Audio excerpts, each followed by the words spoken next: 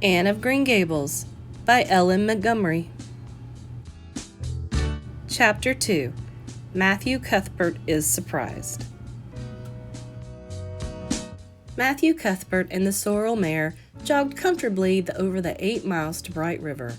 It was a pretty road, running along between snug farmsteads, with now and again a bit of balsamy fir wood to drive through, or a hollow where wild plums hung out their filmy bloom. The air was sweet with the breath of many apple orchards, and the meadows sloped away in the distance to horizon mists of pearl and purple, while the little birds sang as if it were the one day of summer in all the year. Matthew enjoyed the drive after his own fashion, except during the moments when he met women and had to nod to them, for in Prince Edward Island you are supposed to nod to all and sundry you meet on the road, whether you know them or not. Matthew dreaded all women except Marilla and Mrs. Rachel. He had an uncomfortable feeling that the mysterious creatures were secretly laughing at him.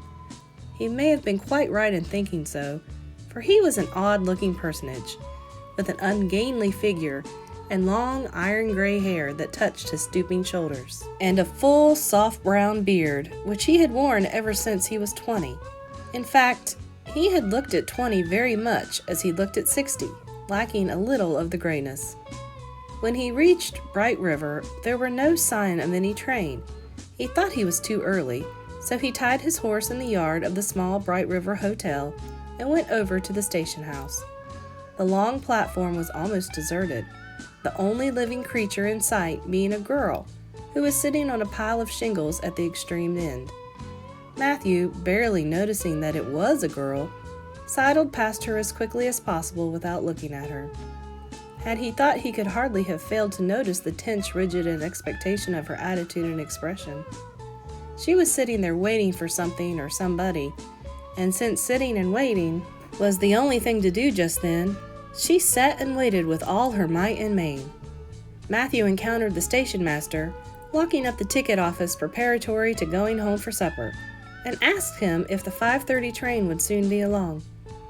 "The 5:30 train has been in and gone half an hour ago," answered the brisk official. "But there was a passenger dropped off for you, a little girl. She's sitting out there on the shingles. I asked her to go into the ladies' waiting room, but she informed me gravely that she preferred to stay outside. There was more scope for imagination, she said. She's a case, I should say." "I'm not expecting a girl," said Matthew blankly. "It's a boy I've come for. He should be here. Mrs. Alexander Spencer was going to bring him, over from Nova Scotia, for me." The station master whistled. "Guess there's some mistake," he said. "Mrs. Spencer came off the train with that girl, and I gave her into my charge. Said you and your sister were adopting her from an orphan asylum, and that you would be along for her presently. That's all I know about it, and I haven't got any more orphans concealed hereabouts." "I don't understand," said Matthew helplessly, wishing that Marilla was at hand to cope with the situation. "Well, you better question the girl," said the station master carelessly. "I dare say she'll be able to explain. She's got a tongue of her own, that's for certain. Maybe they were out of boys of the brand you wanted." He walked jauntily away, being hungry, and the unfortunate Matthew was left to do that which was harder for him than bearding a lion in its den. Walk up to a girl, a strange girl, an orphan girl, and demand of her why she wasn't a boy. Matthew groaned in spirit as he turned about and shuffled gently down the platform towards her. She had been watching him ever since he had passed her, and she had her eyes on him now. Matthew was not looking at her, and would not have seen what she was really like if he had been, but an ordinary observer would have seen this. A child of about 11, garbed in very short, very tight, very ugly dress of yellowish-gray wincey. She wore a faded brown sailor hat, and beneath the hat, extending down her back, were 2 braids of very thick, decidedly red hair. Her face was small, white and thin, also much freckled. Her mouth was large, and so were her eyes, which looked green in some lights and moods, and gray in others. So far, the ordinary observer, an extraordinary observer, might have seen that the chin was very pointed and pronounced. that the big eyes were full of spirit and vivacity, and that the mouth was sweet-lipped and expressive, that the forehead was broad and full. In short, our discerning and extraordinary observer might have concluded that no commonplace soul inhabited the body of this stray woman-child, of whom shy Matthew Cuthbert was so ludicrously afraid. Matthew, however, was spared the ordeal of speaking first, for as soon as she concluded that he was coming to her, she stood up, grasping with one thin brown hand the handle of a shabby old-fashioned carpet-bag. The other she held out to him. "I suppose you are Mr. Matthew Cuthbert of Green Gables?" she said in a peculiarly clear, sweet voice. "I'm very glad to see you. I was beginning to be afraid you weren't coming for me, and I was imagining all the things that might have happened to prevent you. I had made up my mind that if you didn't come for me tonight, I'd go down the track to that big wild cherry tree at the bend and climb up into it to stay all night. I wouldn't be a bit afraid, and it would be lovely to sleep in a wild cherry tree all white with bloom in the moonshine, don't you think? You could imagine you were dwelling in marble halls, couldn't you? And I was quite sure you would come for me in the morning, if you didn't tonight." Matthew had taken the scrawny little hand awkwardly in his. Then and there he decided what to do. He could not tell this child with the glowing eyes that there had been a mistake. He would take her home and let Marilla do that. She couldn't be left at Bright River anyhow, no matter what mistake had been made, so all questions and explanations might as well be deferred until he was safely back at Green Gables. "I'm sorry I was late," he said shyly. "Come along. The horse is over in the yard. Give me your bag." "Oh, I can carry it," the child responded cheerfully. "It isn't heavy. I've got all my worldly goods in it, but it isn't heavy. And if it isn't carried in just a certain way, the handle pulls out. So I'd better keep it because I know the exact knack of it. It's an extremely old carpet bag. Oh, I'm very glad you've come, even if it would have been nice to sleep in a wild cherry tree. We've got to drive a long piece, haven't we? Mrs. Spencer said it was 8 miles. I'm glad because I love driving. Oh, it seems so wonderful that I'm going to live with you and belong to you. I've never belonged to anybody. Not really. But the asylum was the worst. I've only been in it 4 months, but that was enough. I don't suppose you were ever an orphan in an asylum, so you can't possibly understand what it is like. It's worse than anything you can imagine. Mrs. Spencer said it was wicked of me to talk like that, but I didn't mean to be wicked. It's so easy to be wicked without knowing, isn't it? They were good, you know, the asylum people, but there is so little scope for the imagination in an asylum. Only just in the other orphans. It was pretty interesting to imagine things about them, to imagine that perhaps the girl who sat next to you was really the daughter of a belted earl who had been stolen away from her parents in her infancy by a cruel nurse who died before she could confess. I used to lie awake at nights and imagine things like that, because I didn't have time in the day. I guess that's why I'm so thin. I am dreadful thin, ain't I? There isn't a pick on my bones. I do love to imagine I'm nice and plump, with dimples in my elbows." With this, Matthew's companion stopped talking, partly because she was out of breath, and partly because they had reached the buggy. Not another word did she say until they had left the village and were driving down a steep little hill, the road part of which had been cut so deeply into the soft soil that the banks, fringed with blooming wild cherry trees and slim white birches, were several feet above their heads. The child put out her hand and broke off a branch of wild plum that brushed against the side of the buggy. "Isn't that beautiful? What did that tree, leaning out from the bank, all white and lacy, make you think of?" she asked. "Well, now, I don't know," said Matthew. "Why, a bride, of course. A bride all in white, with a lovely misty veil. I've never seen one, but I can imagine what she would look like. I don't ever expect to be a bride myself. I'm so homely nobody would ever want to marry me, unless it might be a foreign missionary. I suppose a foreign missionary mightn't be very particular, but I do hope that someday I shall have a white dress. This is my highest ideal of earthly bliss. I just love pretty clothes, and I've never had a pretty dress in my life that I can remember. But of course, it's all the more to look forward to, isn't it? And then I can imagine that I'm dressed gorgeously. This morning, when I left the asylum, I felt so ashamed because I had to wear this horrid old wincey dress, All the orphans had to wear them, you know. A merchant in Hopetown last winter donated 300 yards of wincey to the asylum. Some people said it was because he couldn't sell it, but I'd rather believe that it was out of the kindness of his heart. Wouldn't you? When we got on the train, I felt as if everybody must be looking at me and pitying me. But I just went to work and imagined that I had on the most beautiful pale blue silk dress. Because when you are imagining, you might as well imagine something worthwhile.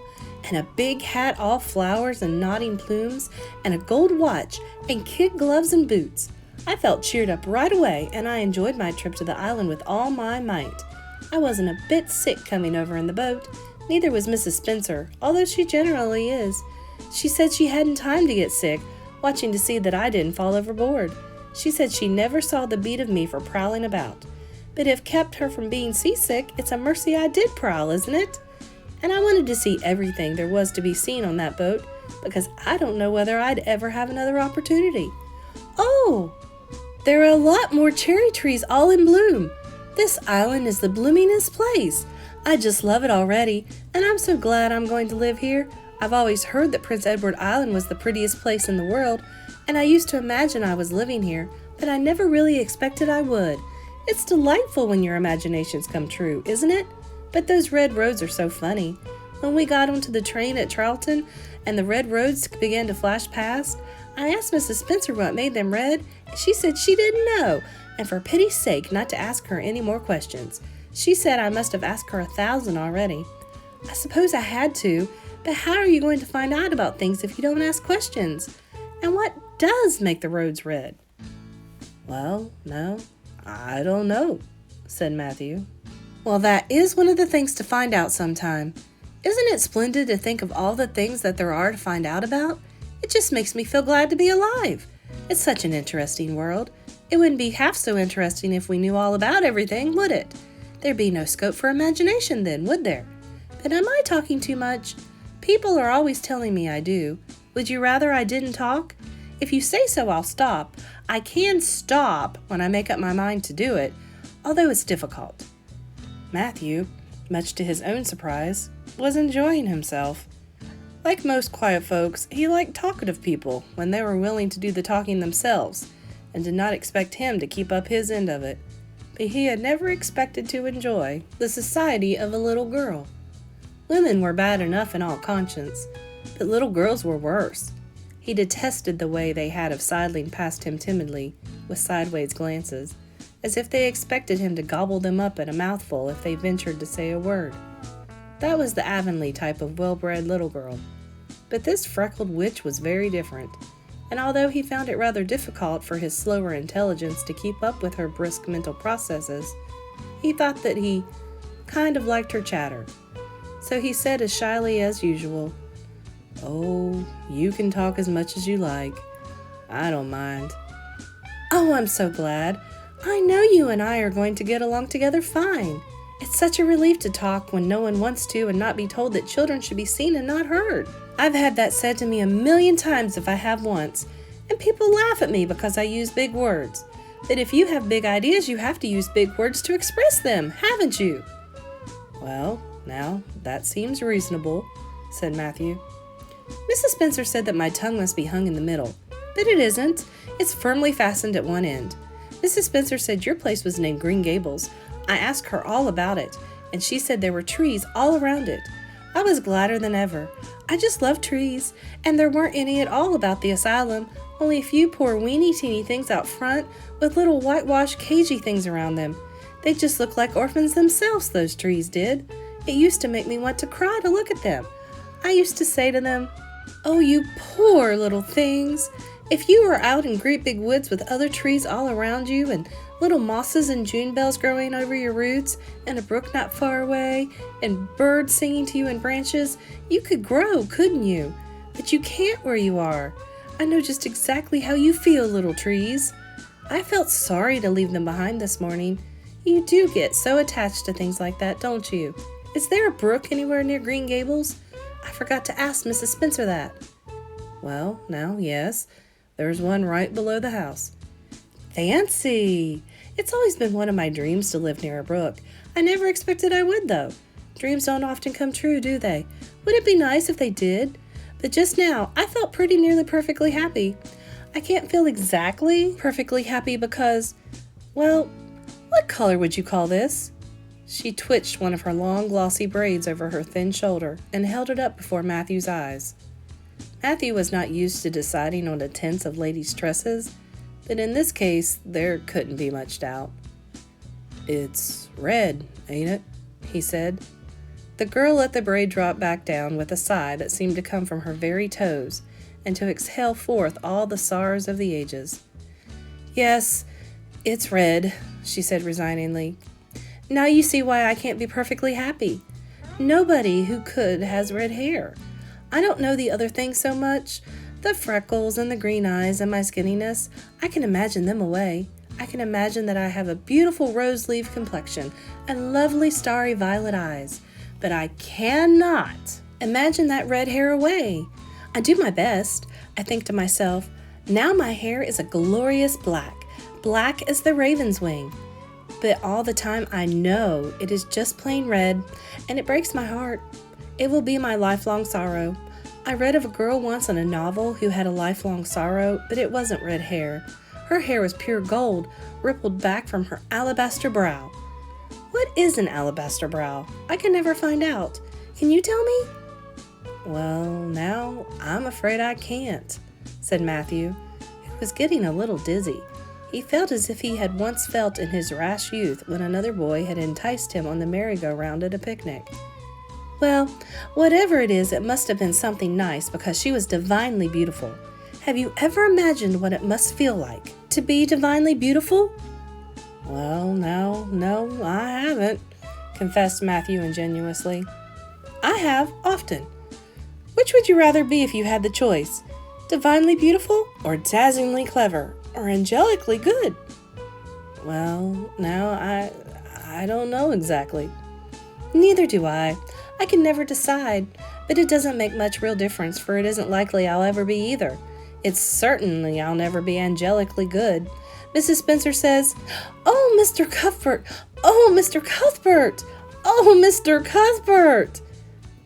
That was not what Mrs. Spencer had said. Neither had the child tumbled out of the buggy, nor had Matthew done anything astonishing. They had simply rounded a curve in the road and found themselves in the avenue. The avenue, so called by the New Bridge people, was a stretch of road 400 or 500 yards long, completely arched over with huge, widespread apple trees, planted years ago by an eccentric old farmer. Overhead was one long canopy of snowy, fragrant bloom. Below the boughs, the air was full of a purple twilight, and far ahead a glimpse of painted sunset sky shone like a giant rose window at the end of a cathedral aisle. Its beauty seemed to strike the child dumb. She leaned back in the buggy, her thin hands clasped before her, her face lifted rapturously to the white splendor above.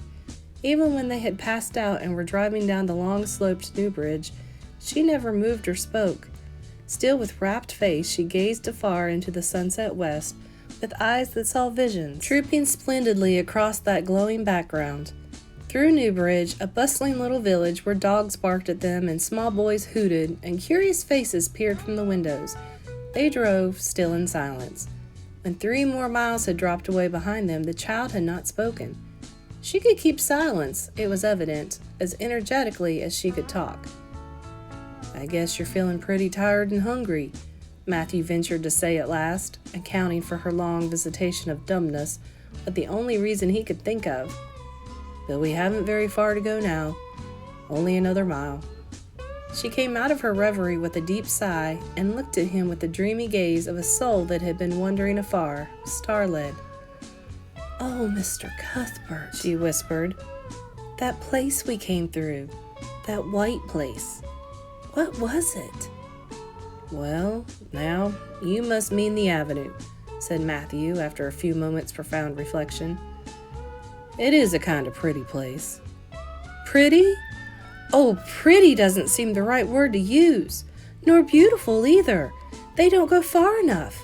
Oh, it was wonderful. Wonderful. It's the first thing I ever saw that couldn't be improved upon by imagination. It just satisfies me here." She put one hand on her breast. "It made a queer, funny ache, and yet it was a pleasant ache. Did you ever have an ache like that, Mr. Cuthbert? Well, no, I just can't recollect that I ever had. I have it lots of time, whenever I see anything royally beautiful. But they shouldn't call that lovely place the Avenue. There is no meaning in a name like that. They should call it, let me see, the White Way of Delight. Isn't that a nice imaginative name? When I don't like the name of a place or a person, I always imagine a new one and always think of them so. There was a girl at the asylum whose name was Hepzibah Jenkins, but I always imagined her as Rosalie DeVere. Other people may call that place the Avenue, but I shall always call it the White Way of Delight. Have we really only another mile to go before we get home? I'm glad and I'm sorry. I'm sorry because this drive has been so pleasant, and I'm always sorry when pleasant things end. Some things still pleasanter may come after, but you can't never be sure, and so it's so often the case that it isn't pleasanter, and that has been my experience anyhow. But I'm glad to think of getting home. You see, I've never had a real home since I can remember. It gives me that pleasant ache again just to think of coming to a really, truly home. Oh, isn't that pretty? They had driven over the crest of a hill. Below them was a pond, looking almost like a river, so long and winding was it. A bridge spanned it midway, and from there to its lower end, where an amber-hued belt of sandhills shut it in from the dark blue gulf beyond. The water was a glory of many shifting hues, the most spiritual shadings of crocus and rose and ethereal green, with other elusive tintings for which no name has ever been found. Above the bridge, the pond ran up the fringing groves of fir and maple, and lay all darkly translucent in their wavering shadows. Here and there, a wild plum leaned out from the bank like a white-clad girl tiptoeing to her own reflection.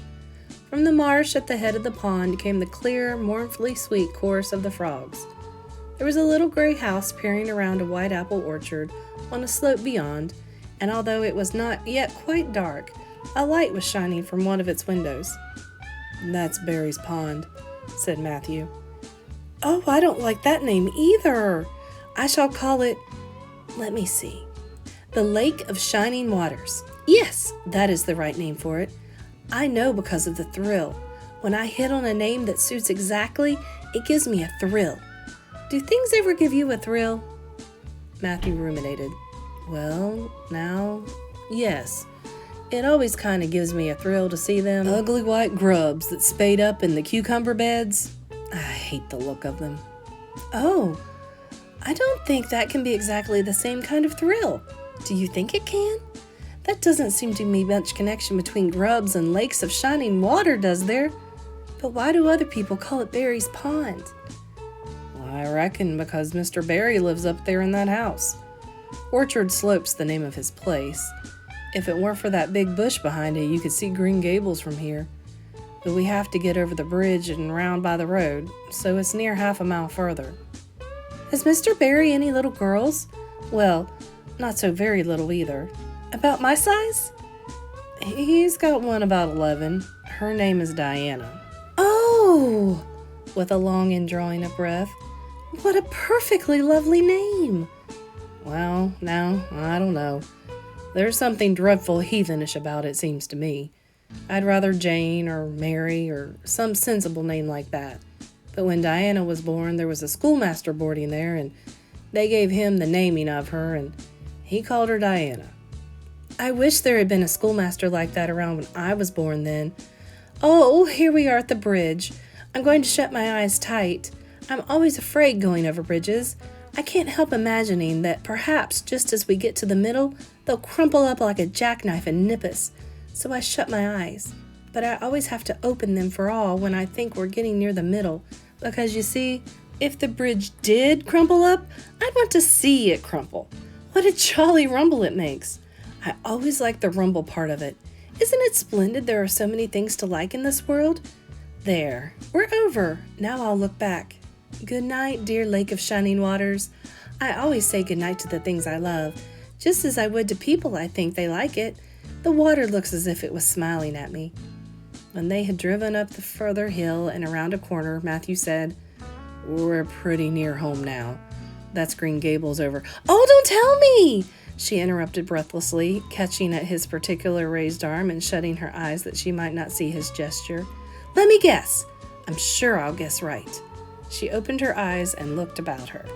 They were on the crest of a hill. The sun had set some time since, but the landscape was still clear in the mellow afterlight. To the west, a dark church spire rose up against a marigold sky. Below was a little valley, and beyond a long, gently rising slope with snug farmsteads scattered along it. From one to another the child's eyes started, eager and wistful. At last they lingered on one away to the left, far back from the road, dimly white with blossoming trees in the twilight of the surrounding woods. Over it, in the stainless southwest sky, a great crystal-white star was shining like a lamp of guidance and promise. "That's it, isn't it?" she said, pointing. Matthew slapped the reins on the sorrel's back delightedly. "Well now, you've guessed it. But I reckon Mrs. Spencer described it so yous could tell." "No, she didn't. Really, she didn't. All she said might just as well have been most of those other places. I hadn't any real idea what it looked like, but just as soon as I saw it, I felt it was home. Oh, it seems as if I must be in a dream. Do you know, my arm must be black and blue from the elbow up, for I've pinched myself so many times today. Every little while a horrible, sickening feeling would come over me, and I'd be so afraid it was all a dream. Then I'd pinch myself to see if it was real, until suddenly I remembered that even supposing it was only a dream, I'd better go on dreaming as long as I could, so I stopped pinching. But it is real, and we're nearly home." With a sigh of rapture, she relapsed into silence. Matthew stirred uneasily. He felt glad that it would be Marilla, and not he, who would have to tell this waif of the world that the home she longed for was not to be hers after all. They drove over Lindy's Hollow, where it was already quite dark, but not so dark that Mrs. Rachel could not see them from her window vantage, and up the hill and into the long lane of Green Gables. By the time they arrived at the house, Matthew was shrinking from the approaching revelation with an energy he did not understand. It was not of Marilla or himself he was thinking, of the trouble this mistake was probably going to make for them, but of the child's disappointment. When he thought of that rapt light being quenched in her eyes, he had an uncomfortable feeling that he was going to assist at murdering something. Much the same feeling that came over him when he had to kill a lamb or calf or any other innocent little creature. The yard was quite dark as they turned into it, and the poplar leaves were rustling silkily all around it. "Listen to the trees talking in their sleep," she whispered as he lifted her to the ground. "What nice dreams they must have." Then, holding tightly to the carpet bag which contained all her worldly goods, she followed him into the house.